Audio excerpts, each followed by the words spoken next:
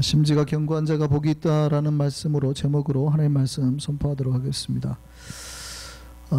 신앙생활에서 중요하게 생각하는 게 우리가 삶에 여러 가지 것이 있는데 오늘 그걸 한번 묵상해 보려 합니다. 요즘에 좀 지났지만 한국에서 지금 지난 유행으로 사용됐던 말이 의리라는 말이 있죠. 그래서 한 연예인이 나와서 의리 뭐 이래가지고 굉장히 유행이 됐던 적이 있습니다. 그래서 의리라는 말이 이제 그 재밌게 하기 위해서 이제 말을 말끝마다 바꾸거나 그 단어라는 말 속에서 의리를 찾아내는 그런 패러디들이 막 유행했어요. 그래서 뭐 내가 이 물을 마시리 뭐 이렇게 와플이 꽹가을이 뭐 이런 거죠. 수리수리 마수리 뭐 이런 거. 의리라는 말로 이제 재미난 언어 유희를 하는 거예요. 그래서 우리은행이 아니고 의리은행 뭐 이런 거죠. 꽃봉의리 뭐 이런 거. 한 시대의 유행이라고 생각할 수 있지만 의리라는 단어가 사람들의 입에 자꾸 회자되고 사람들이 자꾸 의리 찾는 이유는 어쩌면 어느샌가 오늘날 우리 사람들 안에 그 의리가 사라지고 있다는 증거이기도 합니다. 왜냐하면 의리라는 말이 그냥 사실은 평범한 단어인데 우리가 당연히 의리를 지키고 살아야 되는데 현대사회가 의리보다는 불신을 선택하고 그죠? 우리보다는 개인을 생각하는 사회가 돼버렸다는 얘기입니다. 의리라는 얘기는 혼자서는 의리가 안 되죠. 둘 사이의 관계성에서 발생하는 거잖아요. 그러니까 내가 의리를 지키려면 나를 희생해야 된다는 거예요. 근데 현대 의리가 사라지고 있다는 얘기는 그것이 힘들어지고 있다는 증거거든요. 그러니까 현대는 누가 제일 중요해요? 나가 제일 중요하죠. 쟤하고 나하고 의리를 지키는 것보다 내 목숨, 내 삶, 내 돈, 내 건강 지키는 게 더 소중한 시대가 돼버렸다는 얘기예요. 오히려 정반대로 나를 위해서는 타인의 희생을 당연하게 세상을 당연하게 여기는 세상이 돼버린 거예요. 이런 세상에서 의리를 외치는 사람이 나타났으니 그래도 의리다. 내가 손해를 봐도 의리다. 그러니 사람들이 당연히 와, 이 시대에 아직도 의리를 외치는 사람이 있나 이런 거죠. 그러니까 이 의리라는 말이 너무나 이상적인 말이 됐어요. 그래서 의리에 대한 패러디가 계속 나옵니다. 의리를 지키는 사람들은 말 탈 때도 이렇게 탄대요. 의리야 의리야. 밖에 나갈 때도 이들이 나가는 건 나도 의리래요. 이 의리를 지키는 어른을 부를 때도 나의리. 의리 지키는 사람 라면도 다 너구의리만 먹고요. 그들은 예수를 믿어도 그리스도만 믿는 데입니다. 이러한 의리에 대한 외침은 이 세상이 의리를 지키지 않은 변절자들로 가득 차 있다는 얘기예요. 그러니까 내가 위험하면 내 삶에 여러 가지 어려움과 문제가 있으면 신의도 저버리는 세상이 돼버렸다는 거예요. 우리가 예수를 믿을 때 중요한 그걸 황금률이라고 그랬죠. 구약에 황금률이 있고 골든 룰이 있고 신약에도 골든 룰이 있어요. 신약의 골든 룰 우리가 잘 알죠. 너희가 대접받고 싶은 대로 너도 남을 대접하라가 골든 룰이죠. 구약에도 골든 룰이 있어요. 그게 미가서 6장 8절 말씀이에요. 보겠습니다. 사람아 주께서 선한 것이 무엇임을 내게 보이셨나니. 우리 인간들에게 선한 게 뭐냐? 골든 룰이에요. 이게 구약의 골든 룰. 올드 테스트먼트에서 말하는 골든 룰인데 사람아 주께서 선한 것이 뭐가 정말 굿띵인가 우리에게 보이셨는데 여호와께서 우리에게 구하시는 거, demanding 하시는 거, 요구하는 거, 아니면 seeking 하시는 거. 여호와께서 우리에게 구하시는 것이 오직 정의를 행하며 justice 하는 거예요. 그 다음에 인자를 사랑하며 세 번째가 겸손하게 내 하나님과 함께 행하는 거래요. 그러니까 세 번째가 뭐냐면 하나님과 함께 살아가는 거예요. 근데 인자를 사랑한다는 두 번째 말이 뭐예요? 제가 예전에 설교한 적도 있는데 이 말이 히브리어로 헤세드라는 단어입니다. 헤세드라는 말은 인자, 자비, mercy 이런 뜻이 있어요. 그런데 다른 뜻으로 뭐가 있냐면 바로 의리라는 뜻이 있다고요. 의리. 하나님이 우리에게 요구하시는 게 뭐냐? 정의를 잘 지켜라. 그 다음에 평생 하나님과 같이 살아라. 두 번째가 뭐예요? 의리가 있어요. 의리. 신자들에게 요구하시는 게 뭐예요? 의리. 시대를 막론하고 의리를 지키지 않는 사람들은 신앙에서뿐만 아니라 세상에서도 조롱거리가 되지요. 여러분, 한글을 창제하신 분이 누구시죠? 유명한 세종대왕이잖아요. 이 세종대왕이 아들들을 굉장히 잘라놨습니다. 여러분, 세종대왕의 아들이 누굽니까? 혹시 조선 왕 다 기억하시나요? 태정, 태세, 그죠? 문, 단세, 이러죠. 세종의 아들이 문종이에요. 여러분들 문종 들어보셨어요? 별로 못 들어보셨죠? 여러분, 문종이 천재 중에 천재였습니다. 문종이 세종대왕은 따라오지 못할 정도의 천재였대요. 게다가요, 얼굴이 기가 막히게 생겼답니다. 똑똑한데 외모도 잘난 거예요. 단점은 몸이 약했던 거예요. 그래서 일찍 죽었잖아요. 엄청난 천재였다 그래요. 중국 사신들이 문종을 보고 막 아예 조선 땅에 저런 천재가 있나 싶을 정도로 대단한 천재였는데 잘생겼대요. 사신들하고 막 대화해도 저는 어린애가 꿀리지도 않을 정도로.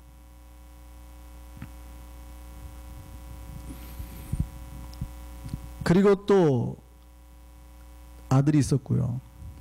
의령대군인가요? 양평대군인가요? 굉장히 시와 문학에 뛰어났잖아요, 아들이. 그 다음에 또 진평대군이 있었죠. 진평대군이 이제 결국에 나중에 수양대군이 되죠. 근데 수양대군이 굉장히 난폭한 사람이잖아요. 우리가 역사에서 하는 수양대군이 굉장히 난폭한 사람이죠. 근데 이 수양대군의 난폭함을 딱 통제할 수 있는 사람이 문종이었대요. 형이 그렇게 무서웠는데 그렇게 잘해줬대요. 항상 예뻐하고. 원래 진평대군인데 결국에 나중에 수양대군으로 이름을 바꿔주잖아요, 세종이. 그러니까 중국의 고사에서 백의와 숙제처럼 의리를 지켜라 라는 이름으로 이제 수양대군 이름을 바꿔준 거예요. 근데 이 수양대군이 결국 의리를 안 지키죠. 문종이 일찍 죽어서 어린아이 12살 단종이 이제 왕이 되죠. 근데 어떻게 해요? 수양대군이 문종과의 의리를 깨고 단종을 죽여버리고 자기가 왕이 됩니다. 가슴 아픈 역사의 한 장면이에요.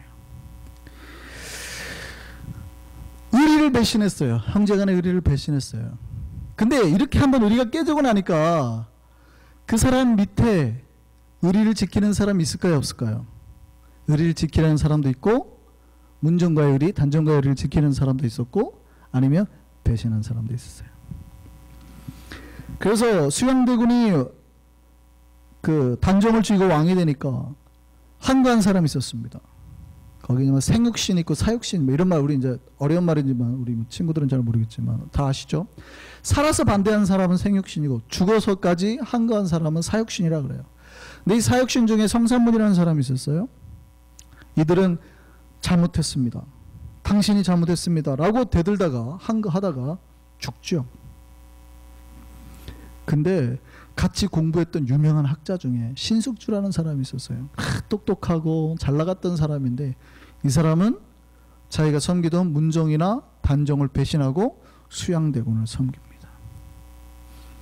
그랬더니 조선시대 사람들이 당시에 이제 나물을 해먹었는데 이 나물이 조금만 밖에 놔둬도 쉽게 쉬어요. 상해버려요.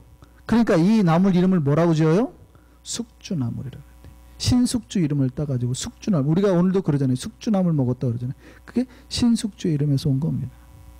세상 사람들도 임금박근 그 사람들 보고 뭐라고 그러냐면 변절자라 그러는 거예요. 배신자.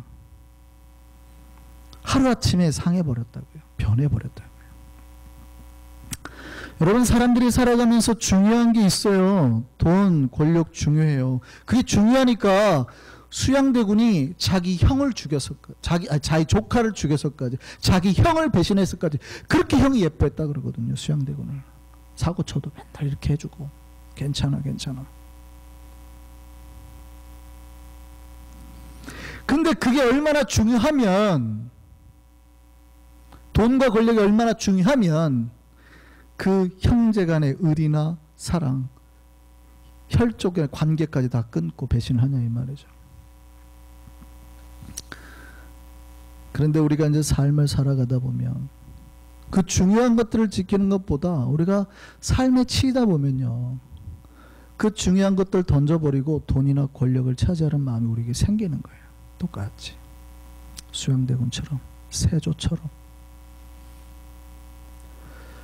오늘은 하나님이 우리에게 돈이나 권력보다 더 중요한 그 의리에 대해서 말씀하고 계시는 겁니다. 오늘 본문이 말하는 의리는 조폭들이 말하는 의리를 말하는 게 아닙니다. 바로 하나님에 대한 의리를 말하는 거예요. 오늘 본문 3절 한번 보실까요? 주께서 심지가 견고한 자를 평강하고 평강하도록 지키시리니 이는 그가 주를 신뢰함이니이다. 하나님이 누구를 지키신대요? 심지가 견고한 자. 하나님은 그 마음이 흔들리지 않고 주를 향해서 심지를 견고하게, 그 마음을 꼭 지키고 있는 자, 에게 복을 주신단 말이에요. 언제 우리의 마음이 흔들립니까? 여러분, 신앙생활 하다 보면 삶이 고달플 때가 있어요. 이놈의 돈이 웬수라, 돈이 없고 건강이 나빠지고, 아니면 내가 신앙생활 했는데도 누군가가 내 신앙생활하는 거 알아주지 않는다는 생각이 들 때, 뭐 신앙생활해도 별로 내 삶에 도움이 안 된다. 이 교회 다녀도 별로 뉴욕 생활하는데 도움이 안 된다. 더 도움이 되는 데를 찾잖아요. 그죠? 사람들이 신앙보다 다른 무언가가 더 힘들게 느껴질 때, 짐처럼 느껴질 때, 예수 믿어도 별로 도움이 안 되더라. 별로 신앙에 의미가 없어져요. 그럴 때 쉽게 신앙을 포기해버리려고 해요. 여러분, 괜찮을까요? 하나님이 구약에서 황금률로 우리에게 말했던 게 뭐냐면 의리 지키라는 거거든요. 의리 지키라는 거. 그런데 신자들이 살다 보면 그 하나님을 향한 의리 쉽게 포기해요. 삶이 힘들다는 이유로. 그런데 쉽게 그렇게 변절자들을 욕할 수 없는 이유가 있습니다. 여러분, 그들에게 닥친 상황이 쉬운 상황이에요? 어려운 상황이에요? 우리의 삶 말고, 내 삶에서 내가 하나님 배신할 때 말고, 여러분, 수양대군이 왕이 됐어요. 정권을 잡았어요. 근데 아까 성산문이 거부했잖아요. 당신 잘못했습니다 라고 말한다는 얘기는 그냥 잘못했습니다 말하는 거예요? 아니면 말하고 뭐 하는 거예요? 죽는 거예요. 그러니까 내 의리를 지킨다는 건 내 목숨이 달린 일이잖아요.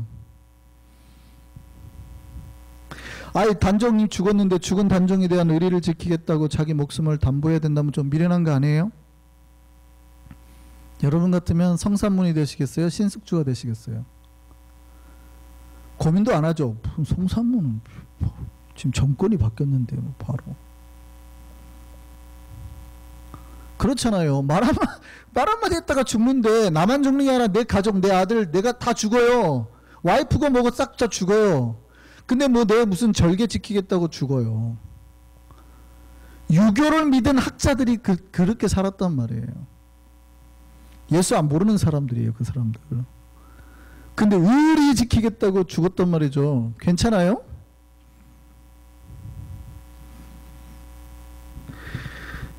여러분, 우리가 신앙생활 하긴 하지만 예수님 때문에 우리의 목숨을 담보해야 된다 그러면 어떻게 할까요? 우리는 그 의리 지킬까요?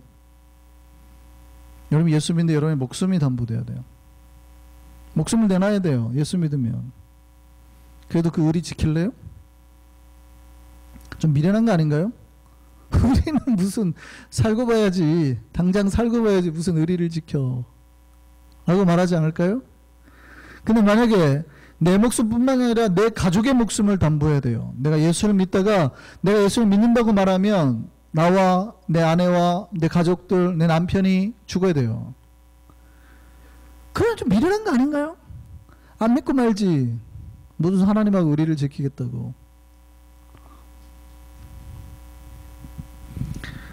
자, 그렇다면 여러분 다시 한번, 비록 신숙주가 세상 사람들한테 숙주나물이라는 그 비아냥을 들었습니다. 그렇다 하더라도 어쨌든 배신해가지고 잘 먹고 잘 살았거든요. 개국공신의 그 대우를 받았어요. 그러니까 나라를 뒤집은 거에 대한 대우를 받은 거예요. 엄청난 돈, 권력을 다 쥐고 살았습니다. 뿐만입니까? 아들들, 딸들이 대대로 잘 먹고 잘 살았습니다. 그게 더 현명한 거 아닌가요, 그러면? 배신 한번 하고 잘 먹고 잘 살았으니까. 우리 신자들이 그런 거 선택해도 될까요? 그렇게 살아도 될까요? 의리 배신하고 배신하면서 살아도 괜찮을까요? 우리의 믿음의 선배들은 뭐라고 얘기를 했을까요?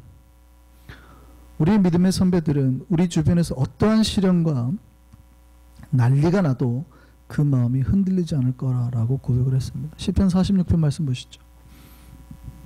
같이 읽겠습니다. 하나님은 우리의 피난처시요 힘이시니 환난 중에 만날 큰 도움이시라. 그러므로 땅이 변하고 산이 흔들리고 우리가 바다 가운데 빠졌다. 그러니까 거의 죽는다는 얘기죠. 심지어는 바닷물이 솟아나고 뛰놀고 그게 막 넘치고 산이 흔들릴지라도 우리는 두려워하지 아니하리로다. 믿음의 선배들은 우리의 마음이 흔들리지 않고 우리가 심지어 굳게 하나님 지키는 걸 복이라고 그랬어요. 하나님 앞에 그 마음이 흔들리지 아니한 자, 그들에게 복이 있고 하나님이 그들을 영원히 기억하실 거라고 믿었단 말이죠. 시편 112편 말씀 보시죠. 뭐라고 그래요? 그는 영원히 흔들리지 아니하며 의인은 영원히 기억되리로다.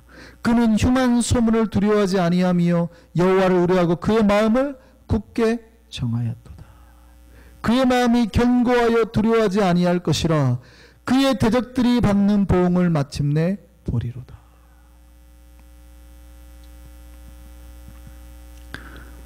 하나님은 삶의 어떤 환난 속에서도 그의 마음이 변하지 않고 그의 심지가 굳은 자에게 복을 주세요.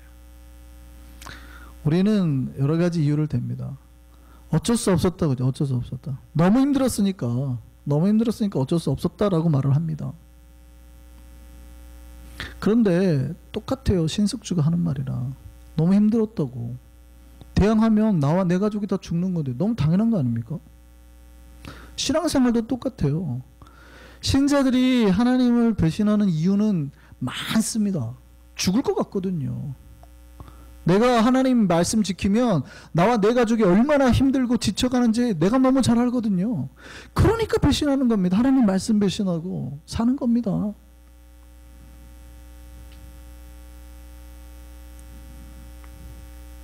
그런데요, 하나님은 누구에게요? 흔들리지 않고 그의 마음의 심지가 굳고 하나님 앞에 마음을 바르게 드린 자, 그에게 복을 주신다고요. 오늘 심지가 견고하다는 말이 히브리어로 옛제로 샤무크인데요. 무슨 뜻이냐면 그의 생각이나 의지나 마음 어느 것 하나도 흔들림이 없이 꿋꿋이 서 있는 상태를 말하는 겁니다. 어떤 어려움 속에서도 주님만 바라보고 주님께 찬송할 수 있는 사람 말하는 거예요.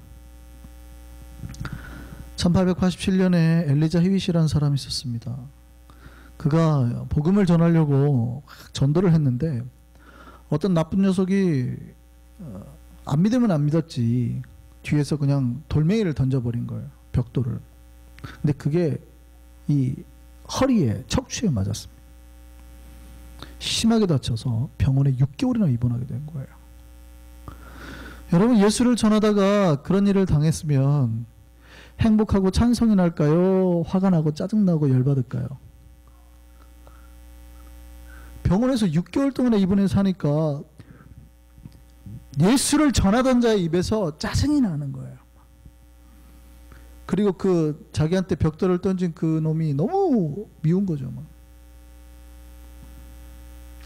너무 신경질이 났습니다. 삶이 미치겠는 거예요. 그리고 막 이렇게 극도의 막 불안 상태, 짜증, 화, 분노 상태에 있는데 병원에서 어떤 흑인 여자가 찬송을 하는 거예요. 신나게. 여러분, 1887년이에요. 인종에 대한 갈등이 아직 해결되지 않을 때입니다. 그러니까 노예란 얘기죠. 흑인 노예가 자유도 없는 사람이 병원 청소하면서 굉장히 허드렛 일을 하면서 기쁘게 찬송을 부른단 말이에요. Amazing Grace 뭐 이러면서 와, 그때 그 찬송이 히윗의 마음을 움직였습니다. 어떤 상황에서 감사하고 찬송해야 되는 자기 마음이 불평과 미움으로 가득했다라는 걸, 그 잘못을 깨닫고 회개했습니다. 주님, 제가 잘못했습니다. 내 마음을 지키지 못했네요. 그리고 찬송하기 시작했어요. 찬송을 부르기 막 시작했어요. 찬송을 막 불렀더니 갑자기 마음에 어때요? 평안이 찾아오더라는 거예요. 병상에 누워서 계속 불평하고 증오하고 짜증내고 미워했는데 갑자기 그 사람 마음이 평화가 찾아오는 거예요. 그리고 그때 노래를 하나 만듭니다. 그게 찬송가 370장이에요. 한번 같이 한번 불러볼까요? 주 안에 있는 나에게 딴 근심이 있으랴 십자가 밑에 나가 내 짐을 풀었네. 주님을 찬송하면서 할렐루야 할렐루야 내 앞길 멀고 험해도 나 주님만 따라가리. 히윗이요, 믿음 있는 사람이었어요. 복음에 대한 열정도 가득한 사람이었어요. 근데 복음 전하다가 다치니까 6개월이나 입원하니까 그 믿음이 흔들렸던 거예요. 그리고 미움 속에, 증오 속에, 불평 속에 살았습니다. 근데 히윗이 잘못을 깨닫고 회개하고 다시 심지가 견고한 사람이 됐잖아요. 그때 어떻게 돼요? 평화가 찾아온다. 여러분, 그가 몸이 나은 게 아닙니다. 물론 하나님이 치료해 주시면 더 좋겠지만 안 고쳐졌어요. 그대로 아팠어요.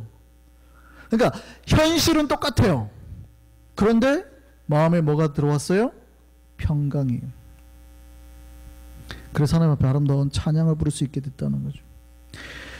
오늘 본문에 하나님께서 심지가 굳은 자에게 주시는 복이 평강의 복이랍니다. 영어로 보면 perfect peace라고 되어 있어요. 완벽한 평화. 그러니까 우리가 막 불평과 짜증과 내가 이 6개월 동안 병원에 저 나쁜 놈 자식, 내가 뭘 잘못했다고 막 이랬던 사람이 갑자기 마음속에 은혜가 들어오더니 이런 노래를 만들잖아요. 주 안에 있는 나에게 무슨 근심이 있겠나? 삶은 근심 덩어리인데 그의 마음이 퍼펙트한 피스로 가득하더라.